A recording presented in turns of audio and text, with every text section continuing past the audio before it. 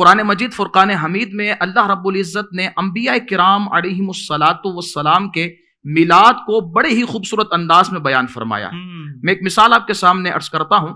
رب تعالیٰ فرماتا ہے وَسَلَامٌ عَلَيْهِ يَوْمَ وُلِدَ وَيَوْمَ يَمُوتُ وَيَوْمَ يُبْعَثُ حَيًّا. رب فرماتا ہے کہ سلام ہے اس پر اس کی ولادت کے دن پر، میلاد کا دن، اس کے میلاد کے دن پر، اس کی وصال کے دن پر، اور اس کے زندہ اٹھائے جانے کے دن پر. اب یہاں سے مفسرین ایک جملہ ارشاد فرماتے، وہی بیان کر کے میں اپنی گفتگو کو آگے لے کر جاتا ہوں. یہاں رب نے فرمایا سلام، اور کس دن کو؟ جو میلاد کا دن ہے. جی. اور کس کی میلاد کا دن ہے؟ حضرت یحییٰ علیہ السلام. اگر حضرت یحییٰ علیہ السلام کے میلاد کے دن پر اللہ رب العزت سلام ارشاد فرما رہا ہے، تو جب مصطفیٰ کریم علیہ الصلوۃ والسلام جس دن تشریف لائے، اور وہ آقا جو حضرت یحییٰ علیہ السلام کے بھی آقا اور نبی ہیں، تو پھر اس دن اگر امتی کھڑے ہو کر حضور کی بارگاہ میں سلام پیش کریں تو پھر کسی کو اعتراض نہیں کرنا چاہیے، بلکہ کہنا یہ چاہیے کہ کتنے پیارے اور مبارک اور خوبصورت لوگ ہیں کہ یہ کسی اور کی سنت کو ادا نہیں کر رہے بلکہ رب کائنات کی سنت کو ادا کر رہے ہیں. اور یہاں پر ایک اور جملہ میں ایڈ کر دوں، رب کی سنت سے روکنے والا شیطان تو ہو سکتا ہے، انسان کوئی نہیں ہو سکتا. تو اب اگر پورے معاشرے پر ہم نظر کریں تو جو اس میلاد کے دن سے خوشی منانے سے، سلام بھیجنے سے روکنے والے ہیں، وہ شیطان کے طریقے پر عمل کر رہے ہیں، اور جو میلاد منا رہے ہیں وہ رب کائنات کی سنت کو ادا کر رہے ہیں. اب یہاں یہ اہتمام حضرت یحییٰ علیہ الصلوۃ والسلام کے لیے، اور ایک اہتمام ہوا مصطفیٰ کریم علیہ الصلوۃ والسلام کے لیے. اور کتنا پیارا اہتمام، لا اقسم بہذا البلد وانت حل بہذا البلد ووالد وما ولد. یعنی قسم کھائی گئی ہے اس باپ کی قسم، اور پھر فرمایا اس کی ولادت کی قسم جو بچہ پیدا ہوا ہے. صحیح. یعنی رب کائنات کا کسی بات کا قسم ارشاد فرمانا. مفتی صاحب تشریف فرما ہے، یہ قسم جو یاد فرمانا ہوتا ہے یہ بات کو مؤکد کرنے کے لیے نہیں ہوتا. رب کا قسم ارشاد فرمانا، کیا بات ہے. ہم اگر قسم کھاتے ہیں تو اپنی بات کو مضبوط اور مؤکد کرنے کے لیے کرتے ہیں، لیکن رب کائنات جو قسم ارشاد فرماتا ہے وہ بات کو مؤکد کرنے کے لیے نہیں ہوتا. رب کی بات تو ویسے ہی بغیر قسم کے مؤکد ہے.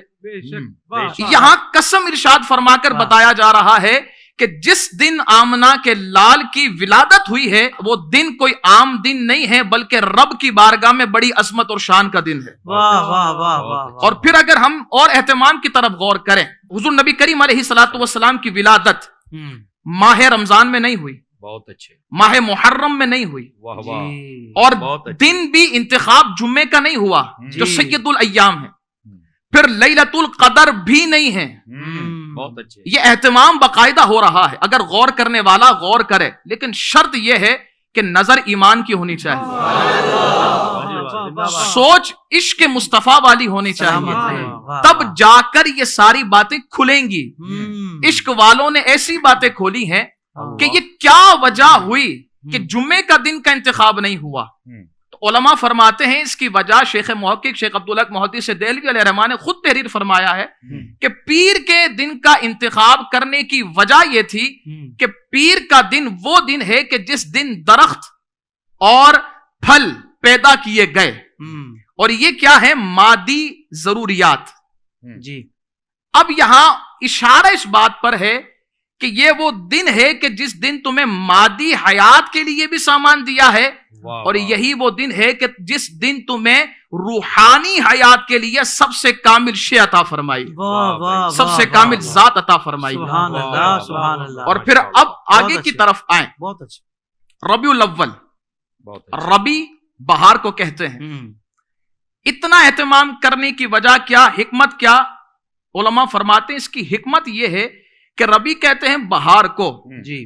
مصطفیٰ کریم علیہ الصلوۃ والسلام کی دنیا میں ولادت سے پہلے گلشن تو آباد تھا، لیکن گلشن میں بہار کی ضرورت تھی، اور ماہ ربیع الاول میں مصطفیٰ کریم علیہ الصلوۃ والسلام کی ولادت فرما کر بتا دیا گیا کہ اے عالم میں رہنے والے، اے گلشن کو بسانے والوں، ہوشیار ہو جاؤ، اب گلشن عام نہیں رہے گا بلکہ گلشن میں بہار آ گئی ہے۔ واہ واہ واہ واہ، سبحان اللہ۔ اور پھر یہاں خوبصورت بات ایک اور ہے کہ ربی کہتے ہیں، ربی یہ فصل ہے اور تمام فصلوں میں سب سے افضل فصل ہے۔ صحیح۔